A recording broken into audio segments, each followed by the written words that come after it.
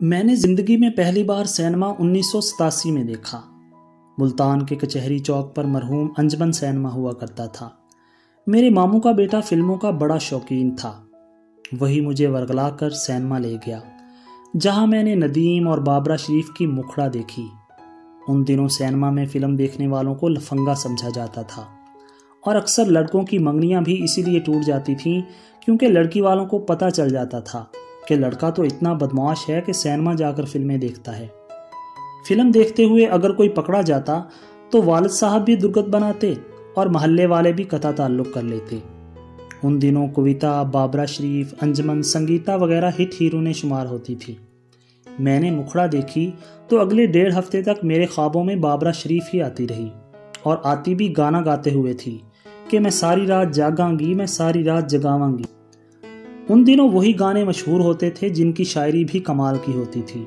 अहमद राही, कतील शिफाई, मुनीर नियाजी और ख्वाजा परवेज़ के गीतों और गज़लों ने धूम मचा रखी थी। इंडिया की फिल्म देखना स्टेटस सिंबल शुमार होता था। चूँकि सीडीज़ का दौर नहीं आया था, इसलिए वीडियो कैसेट्स ही दस्तयाब थीं। दिलचस्प बात यह है कि सिनेमा जाना मायूब समझा जाता था, जबकि घर में वीसीआर लाकर फिल्में देखने पर कोई पाबंदी नहीं थी।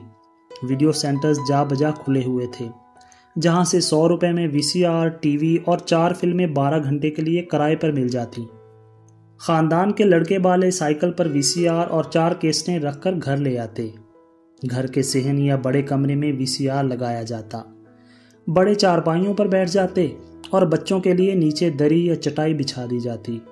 एक इंजीनियर लड़का वीसीआर का निगरान मुकर्रर कर दिया जाता, जो हर 10 मिनट बाद 1 रुपये के नोट पर थोड़ा सा पेट्रोल लगाकर वीसीआर का हेड साफ करता, ट्रैकिंग करता और इस बात का ध्यान रखता था कि किस किस सीन को फास्ट फॉरवर्ड करके गुजारना है। जो लड़के वीसीआर के साथ 4 फिल्में लेकर आते थे, वो अक्सर 4 की बजाय 5वीं फिल्म भी ले आया करते थे। ताहम इसका इल्म मखसूस स्टेक होल्डर्स को ही होता था। ख़वातीन किसी रोने और धोने वाले सीन पर खुद भी रोने लग जाती थी। विलन से नफरत और हीरो से मोहब्बत की जाती थी। हीरो अगर किसी मुश्किल में घिर जाता था तो फिल्म देखने वाले सच्चे दिल से उसकी कामयाबी की दुआ किया करते थे। फिर वक़्त ने करवट बदली और घर घर DVD players, internet, computers, cable और सीडीज़ ने डेरा जमा लिया। हर फिल्म सिनेमा की जीनत बनने से पहले ही गिरफ्त में आने लगी।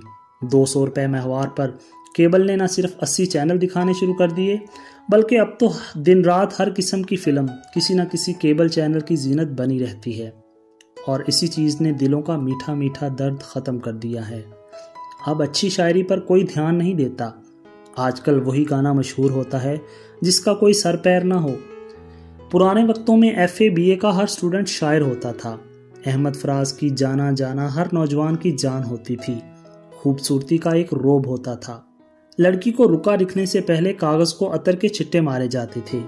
बुक स्टॉल्स पर लेटर पैड आम मिलते थे, जिस पर न सिर्फ खूबसूरत नक्शो निगार बने होते थे, बल्कि सफ़े के कोने में एक उदास दोशीज़ा भी दिखाई गई होती थी। अब ये चीज़ें भी ख़त्म हो गई हैं। घर घर फिल्मों की बहुतात और दोशीज़ाओं के आमियाना नुमाइश ने हमारी हिस्से जमालियात ही ख़त्म करके रख दी है। अब किसी लड़की को मैसेज करना एक नॉर्मल सी बात है। लड़की से अपनी पसंदीदगी का इजहार भी कुछ मुश्किल नहीं। लड़कियां भी माइंड नहीं करती कि इसमें ऐसी क्या बात है। वो बाप जो 80 की दिहाई में सिनेमा जाने पर अपने बच्चों को मारा करता था, अब खुद पूरी फैमिली के साथ केबल के सामने बैठकर जलेबी बाई देखता है। 6 साल के बच्चे को भी पता है कि बलात्कार क्या होता है और गोद भराई कैसे होती है। FM रेडियो चैनल्स पर ये सवाल पूछे जाते हैं कि अगर आपकी गर्लफ्रेंड आपसे नाराज़ हो जाए तो आप उसे कैसे मनाएंगे। मीडिया ने औरत को देखने के नए नए ज़ाविये समझा दिए हैं। अब तो खूबसूरत दोशीज़ाओं से बात करना इतना आसान है कि टीवी पर बाकायदा लाइव कॉल्स के लिए नंबर्स दिए जाते हैं कि फ़ोन करो, पैसे भरो और जी भर के बातें करो। क्या वजह है कि इतने एडवांस हो जाने के बावजूद आज भी हम अकेली लड़की को बाहर भेजते हुए डरते हैं। आज भी बड़ी बहन अपने 4 साला भाई को ज़रूर साथ लेकर निकलती है। आज भी 3-4 लड़कियां मिलकर शॉपिंग के लिए जाती हैं। आज भी घर की बेल बजने पर घर की ख़वातीन अंदर से आवाज़ देकर पूछ लेती हैं कि कौन है। आज भी वालिदैन अपनी बच्ची के लिए नेक लड़का चाहते हैं। आज भी मोटरसाइकिल पर बहन को बिठाए भाई की नज़रें चारों तरफ से बहन की हिफाजत कर रही होती हैं। آج بھی بھائی بہن کی طرف اٹھنے والی ناپاک نظروں کو چیر پھاڑ دینے کے لیے تیار نظر آتا ہے۔ آج بھی مائیں لڑکیوں کو حفاظت سے رکھنے کے جتن کرتی ہیں۔ آج بھی بیٹیوں کو رخصت کرتے وقت والدین کی آنکھیں چھلک جاتی ہیں۔ آج بھی بیٹیاں قرآن کے سائے میں نئے گھر کی راہ لیتی ہیں۔ آج بھی محبتوں کا یقین دلانا ہو تو خدا اور قرآن کی قسمیں کھائی جاتی ہیں۔ وجہ یہ ہے کہ ہمارا اصل کہیں زندہ ہے۔ روایتوں کی کوئی نہ کوئی کڑی ابھی تک ہماری ذات سے جڑی ہوئی ہے۔ اخلاقیات کا کوئی نہ کوئی ذرہ کہیں بہت دور آج بھی ہماری تہوں میں پوشیدہ ہے۔ کاش یہ بے شک اتنا ہی رہے، لیکن کبھی ختم نہ ہو۔